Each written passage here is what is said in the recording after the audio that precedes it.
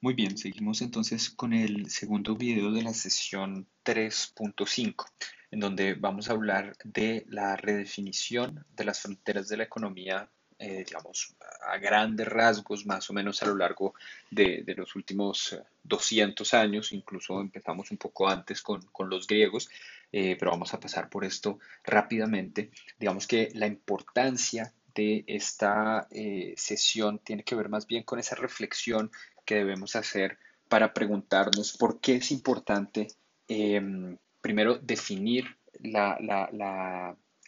nuestro objeto de estudio, digamos, y definir la economía directamente, ¿cierto? Y en particular vamos a ver que a lo largo de la historia, otra vez vamos a tener una diversidad muy grande de definiciones de la economía, dependiendo del tipo de preguntas, dependiendo del contexto, dependiendo de los métodos que hemos utilizado los economistas y dependiendo de las preguntas que nos queremos hacer y que queremos resolver, hemos obviamente adoptado distintas definiciones de nuestra disciplina, pero además lo más interesante es que en un momento particular vamos a ver que distintas personas pueden tener distintas definiciones de la economía. Entonces, esas definiciones muchas veces, y este es un punto importante, le van a servir a los economistas para justificar lo que ellos están haciendo, ¿cierto? Poder dar ciertas definiciones va a ayudarles a justificar ese ejercicio de los economistas y esas, digamos, preguntas que se están haciendo que a veces puede que pareciera que se salen de, digamos, de la tradición o de los aspectos tradicionales de la economía o que utilizan métodos distintos a la economía, a la economía tradicional, ¿cierto? Entonces, en ese sentido, los economistas probablemente van a crear unas narrativas específicas acerca de lo que significa su definición de la economía para tratar de justificar ese ejercicio de la economía particular de cada uno de ellos, ¿cierto? Pero también, como en el caso de Robbins, puede ser una manera de reflejar lo que el autor quiere que sea la dirección que va a tomar la disciplina en el futuro, ¿cierto? Digamos, si ustedes quieren, una especie de definición normativa de lo que debería ser la economía y hacia dónde debería ir. Em, y otro punto bien importante de por qué es relevante hablar de las definiciones de la economía a lo largo de la historia es que esa definición puede condicionar de alguna manera el tipo de problemas que los economistas consideramos legítimo estudiar desde la economía y también, por ejemplo, el tipo de métodos que consideramos legítimo utilizar en un momento particular eh,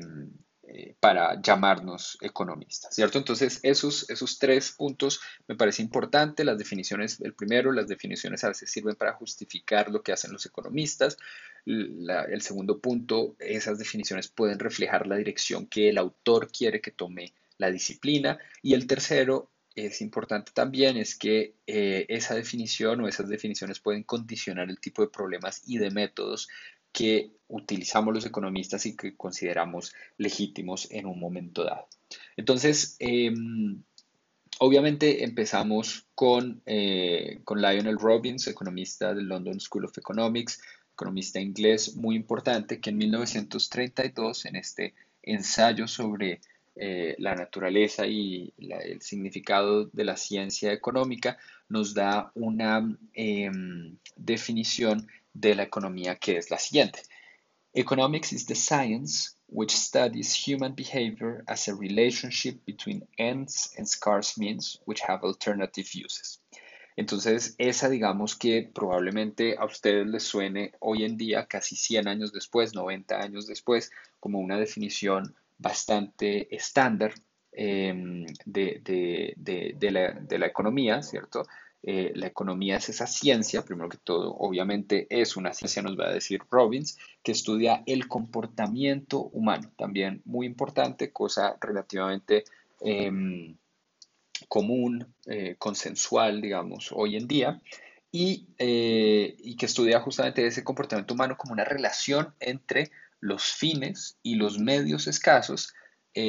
que pueden tener usos alternativos. Todos esos elementos absolutamente importantes. Ahorita vamos a hablar un poco más de las implicaciones de esa definición.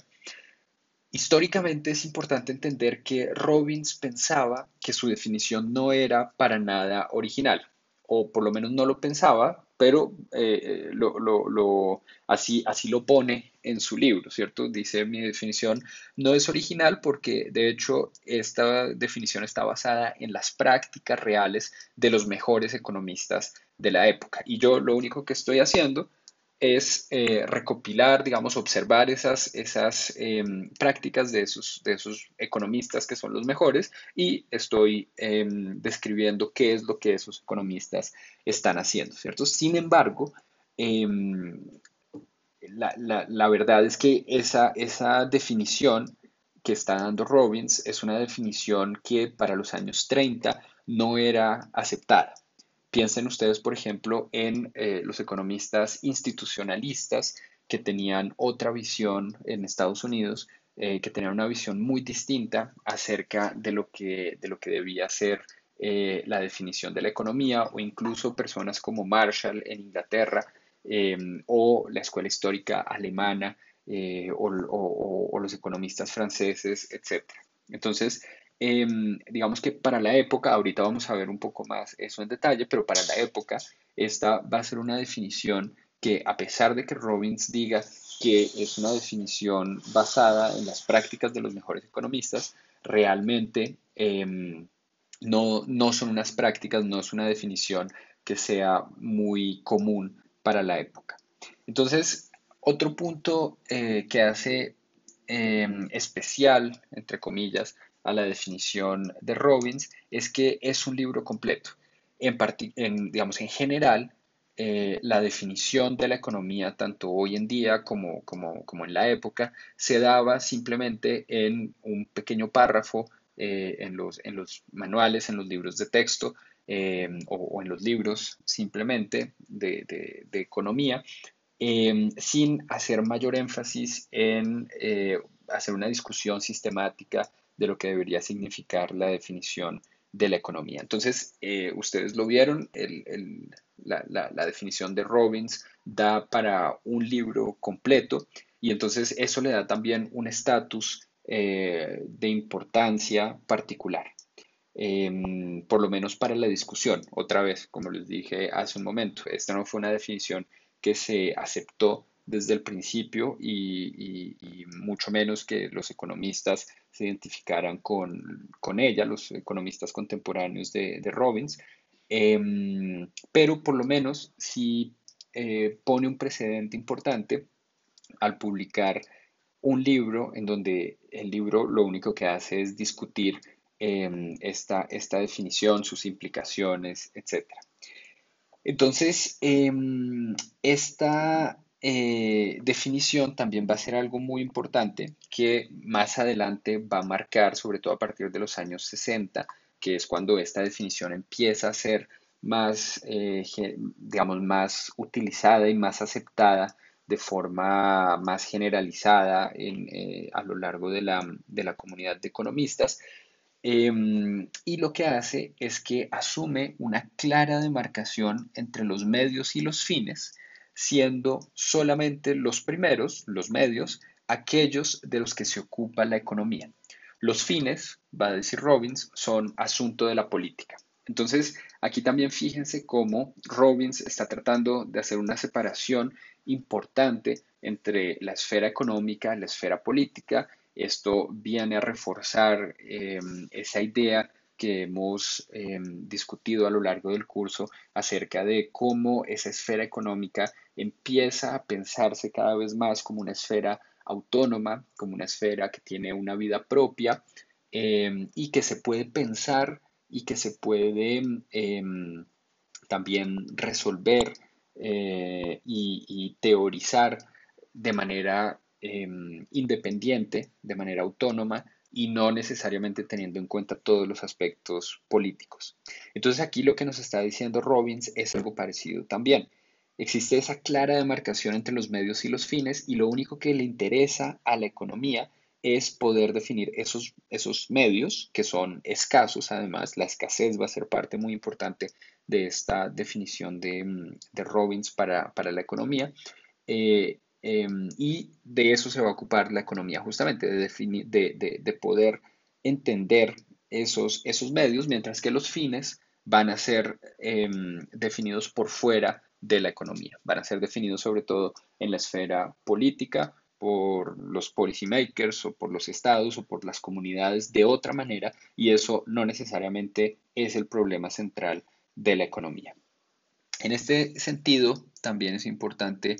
eh, mencionar que la economía se va a volver la ciencia de la ciencia de la decisión de los agentes económicos, la ciencia de la decisión de los individuos en particular, que va a ser un cambio, digamos, que se venía dando desde las últimas décadas del siglo XIX, poco a poco, con economistas como Jevons, con economistas como Karl Menger también, con los austriacos, y más adelante también incluso con Marshall. Pero entonces con Robbins esto se va, esta definición de que la economía es la ciencia de la decisión se va a reforzar. Los trabajos empíricos pueden mostrar el camino para identificar diferentes problemas, nos va a decir Robbins, pero es solamente a partir de la teoría que podemos encontrar soluciones en la economía. Entonces, esto también, fíjense que va un poco en contrasentido de lo que estaba sucediendo en los años 30, en los años 20, con respecto al tipo de trabajos que se estaban llevando a cabo en economía. Recuerden, hemos hablado de Wesley Clerk Mitchell, por ejemplo, hemos hablado de la importancia del New Deal, hemos hablado de la importancia de la formación del estado de bienestar y de la economía del bienestar también, y hemos dicho que todas estas ramas de la economía y todas estas contribuciones de la economía tenían un componente empírico muy importante y es también el nacimiento, recuerden ustedes, de las diferentes estadísticas, de la construcción de diferentes datos, entre otras cosas, de las cuentas nacionales, obviamente. Entonces tenemos todo este movimiento que se está yendo hacia la importancia del trabajo empírico, un trabajo empírico, por ejemplo, en el caso de la economía institucionalista en Estados Unidos, muy llevado hacia las estadísticas descriptivas. También un trabajo empírico muy importante, por ejemplo, en los institutos que hacen análisis de coyuntura económica, análisis de los ciclos, tanto en Estados Unidos, por ejemplo, el National Bureau of Economic Research, como en Europa, en diferentes países, en Alemania, en Holanda, con Tinbergen, por ejemplo, en Austria, en Inglaterra, etcétera, ¿cierto? Entonces tenemos esa contradicción también en este sentido de parte de Robbins, o por lo menos no una contradicción, pero sí va un poco en contra de lo que está sucediendo realmente dentro de la disciplina y dentro de la comunidad de economistas. Y Robbins en ese sentido entonces quiere recuperar el estatus de la teoría y la importancia de la teoría a partir de su definición. Sin embargo, otra vez, y eso tiene que ver con esto con esa especie de contradicción que les acabo de nombrar, de mencionar, esa definición de Robbins solamente va a empezar a tomar fuerza a partir de los años 60 y de los años 70, que es cuando se va a convertir en la definición estándar de la economía, que es también la que nos llega a nosotros en general en nuestros cursos introductorios a la economía, en nuestros libros de texto, etcétera. Sin embargo, incluso hoy en día, cuando hablamos de esta definición como una definición relativamente estándar de la economía, también vemos que no todos los autores y no todos los economistas aceptan directamente esta definición. Simplemente les pongo dos ejemplos. Por ejemplo, este de Krugman y Wells: Economics is the study of economies at both the level of individuals and of society as a whole. Ustedes se dan cuenta que esa definición es bastante general, no tiene nada que ver directamente con esta idea de la escasez de los medios y de la asignación de recursos directamente, que es esa implicación que tiene obviamente la definición de Robbins y también la definición de Mankiw. Economics is the study of how society manages its scarce resources. Aquí, digamos que sí viene la parte de la escasez de los recursos, eh, pero también, digamos, tiene en cuenta más bien un aspecto holístico sobre la sociedad. No necesariamente está hablando de los individuos, así como si estaba hablando Krugman y Wells, digamos. Entonces, hay diferentes maneras en que los economistas, incluso hoy en día, obviamente, vamos a definir la economía. Y eso hace parte digamos, de los puntos fuertes de esta sesión. Entonces, otra vez, los economistas no habrían aceptado esa definición de la economía de manera inmediata. Entonces, para hacer una especie de recuento muy rápido de los diferentes tipos de definiciones que ha habido a lo largo de la historia del pensamiento económico, vamos a ver que primero la economía se define a partir de su objeto de estudio. Entonces tenemos esa primera definición de la oikonomia en Grecia, que nos dice que es el arte de la gerencia de un hogar. Esa oikonomia más adelante, digamos, esa economía, ¿cierto? Va a añadir el término política, economía política, para decir básicamente que no es solamente el arte de la gerencia de un hogar, sino que también esa misma lógica se puede aplicar hacia la gerencia de un Estado. Y entonces Adam Smith nos va a decir justamente que la economía política es una rama de la ciencia del legislador o del Estado, simplemente, ¿cierto? Que explica las fortunas relativas de distintos países y también las políticas que pueden enriquecer tanto a las personas como al soberano. Entonces, esa va a ser la definición de Adam Smith en La riqueza de las naciones, y más adelante vamos a tener con lo que, digamos, entre comillas, se llama la economía política clásica, en particular con Jean-Baptiste Say. Vamos a tener esta otra definición, que la economía política es la ciencia que trata de la producción, la distribución y el consumo de la riqueza. Más adelante entonces vamos a empezar a tener unas definiciones que tratan también de incluir algunos aspectos metodológicos dentro de la definición. En particular, la definición de John Stuart Mill, que defiende la idea de que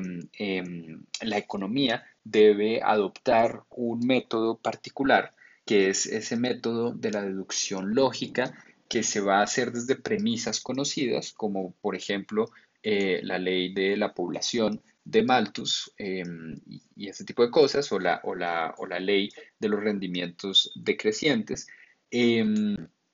Aunque, obviamente, y que digamos a partir de esas premisas conocidas se va a hacer la deducción lógica y vamos a tener una ciencia deductiva, pero una ciencia que no va a ser exacta, sino una ciencia de tendencias que debe tener en cuenta lo que Mill llama las disturbing causes, las causas, digamos, que generan distorsiones dentro de esas leyes y dentro de esas tendencias naturales de la economía, aunque Mill también reconoce,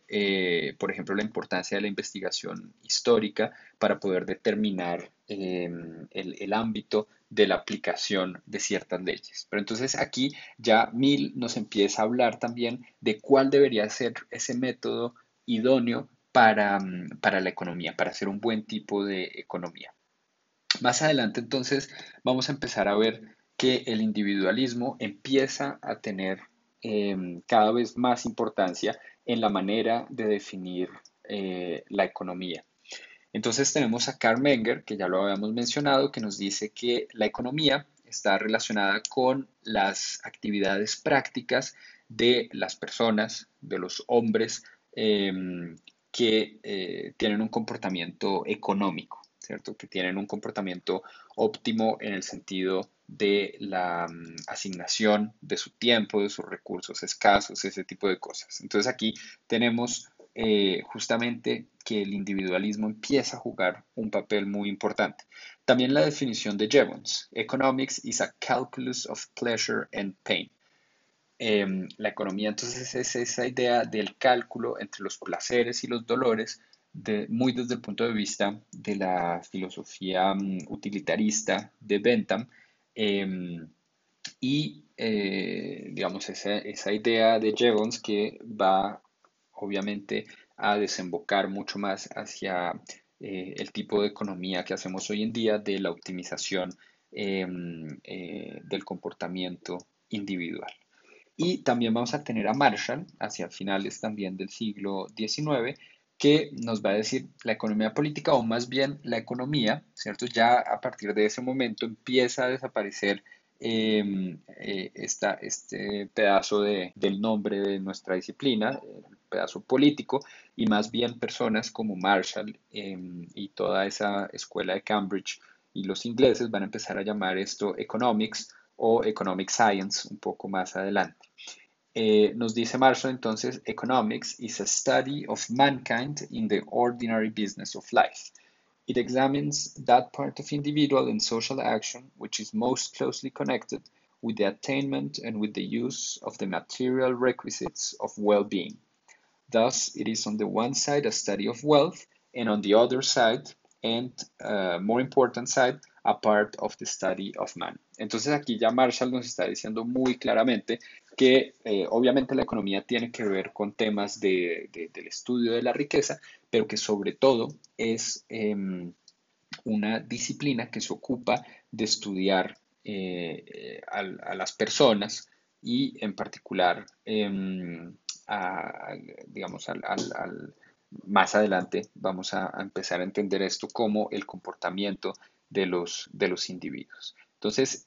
así empieza a entrar, digamos, esta idea del individualismo dentro de nuestras definiciones de la economía, aunque ustedes ven que estas definiciones obviamente pueden tener diferentes interpretaciones y que tienen muchos matices y que además están dichas en unos contextos muy particulares. Entonces, en ese sentido, no podemos hablar de una definición específica dominante, además de la economía. Entonces viene otra vez, ahora sí, el personaje con el que empezamos, con el que abrimos esta sesión, que es Robbins, y que en 1932, voy a repetirlo, nos dice, nos da esta definición: Economics is the science which studies human behavior as a relationship between ends and scarce means which have alternative uses. Entonces aquí ya Robbins nos va a decir directamente que la economía estudia el comportamiento humano. Eso va a ser eh, absolutamente importante. No nos dice exactamente cómo es ese comportamiento humano, ¿cierto? Fíjense que ese comportamiento humano no implica necesariamente que sea un comportamiento racional, y de hecho a lo largo del siglo XX muchos economistas, incluido Milton Friedman, no van a hacer la premisa de que ese comportamiento tenga que ser necesariamente racional. Tampoco Keynes va a hacer la premisa de que ese comportamiento sea racional en el sentido de racionalidad perfecta, sino que puede ser otro tipo de comportamiento humano, o incluso Friedman nos va a decir: no importa el tipo de comportamiento que sea, lo que importa es los resultados que vamos a observar al final de la acción humana, ¿cierto? Entonces, incluso aquí también vamos a poder tener muchas interpretaciones distintas acerca de esta definición de Robbins. Sin embargo, a partir de esta definición, empezamos a ver o a entender que la economía puede ser aplicada a cualquier tipo de comportamiento. Otra vez, obviamente, no es porque Robbins nos dice esto que nosotros vamos a empezar a entender la economía de esta manera, sino que 30 años, 30 y pico de años después, en los años 60, en los años 70, dados diferentes procesos y diferentes desarrollos que se dan dentro de la disciplina y dentro de otras disciplinas también, algunas personas empiezan a utilizar, como por ejemplo Gary Becker, empiezan a utilizar la economía para explicar otro tipo de fenómenos y vuelven sobre la definición de Robbins, entre otras cosas para decir, Robbins hace 30 años tenía razón, ya nos lo había dicho, y van a aplicar esa definición de Robbins a lo que ellos estaban haciendo hasta cierto punto también para lo que les mencioné al principio de este video, para legitimar un poco, para justificar un poco su quehacer, ¿cierto? Las cosas que estaban haciendo. Entonces, la economía se puede aplicar y esta definición, a partir de esta definición, se puede aplicar tanto a la producción y al consumo de bienes y servicios como a otro tipo de actividades, como actividades políticas, a las decisiones de los individuos acerca del matrimonio o del divorcio, a las decisiones de los estados también sobre ir a la guerra o no, a las decisiones de los criminales también, por ejemplo, con Gary Becker. Entonces vamos a empezar a ver el comportamiento de los criminales ya no como algo que está por fuera de la sociedad y que es simplemente un comportamiento absolutamente irracional, desadaptado, etcétera, sino que es algo que podemos empezar a entender desde la racionalidad y desde nuestras ideas, nuestros axiomas de comportamiento económico. Entonces, esta definición, como ya les había dicho, va a ser criticada y va a ser criticada también porque al mismo tiempo es muy restringida y también demasiado amplia. Es demasiado amplia en el sentido que no determina y no estipula unas fronteras específicas con otras disciplinas, con respecto a otras disciplinas de las ciencias sociales. Y además es demasiado restringida porque se centra muchísimo en el comportamiento del individuo y no tiene en cuenta aspectos necesariamente más sociales, más holísticos, otro tipo de entidades agregadas, de instituciones. No tiene en cuenta tampoco aspectos éticos, etcétera, ¿cierto? Entonces, en ese sentido es que va a ser considerada al mismo tiempo como demasiado restringida y demasiado amplia en ese sentido. Y como les mencionaba, solamente hasta los años 60 es que los economistas van a empezar a entender o a definir su disciplina de esta manera. Entonces, algunas de las implicaciones que va a tener esta definición van a ser por lo menos estas tres, probablemente haya muchos más, pero estas tres van a ser importantes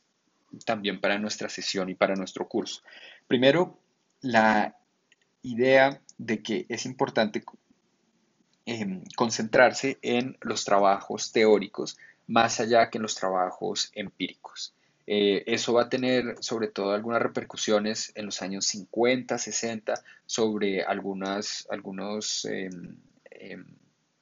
trabajos, sobre todo en microeconomía y más adelante en los años 70 también sobre la macroeconomía. Esa va a ser la primera implicación. La segunda es que,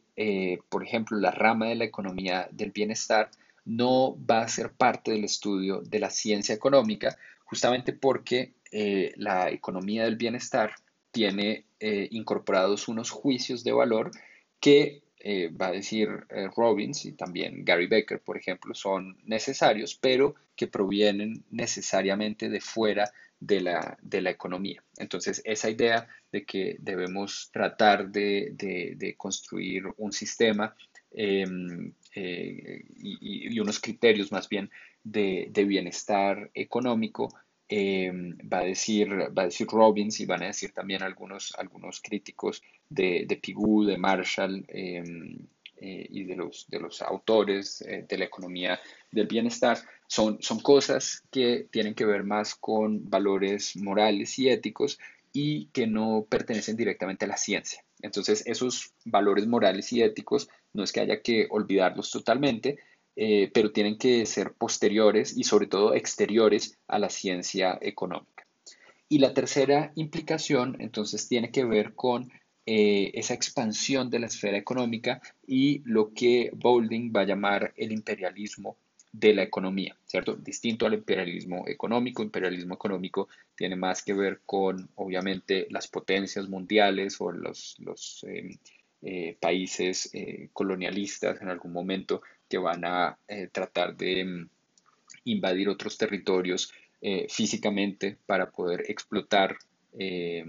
crear un imperio y poder explotar esos otros países, esos recursos de esos otros países. Aquí la analogía entonces va más hacia la disciplina de la economía. El imperialismo de la economía es esa idea de que la economía se va a expandir hacia otros territorios, también entre comillas bárbaros, territorios que no son rigurosos en cuanto al estudio de los fenómenos sociales y van a traer esos métodos hacia esas nuevas preguntas y hacia esas otras disciplinas. De eso justamente vamos a hablar en el próximo video.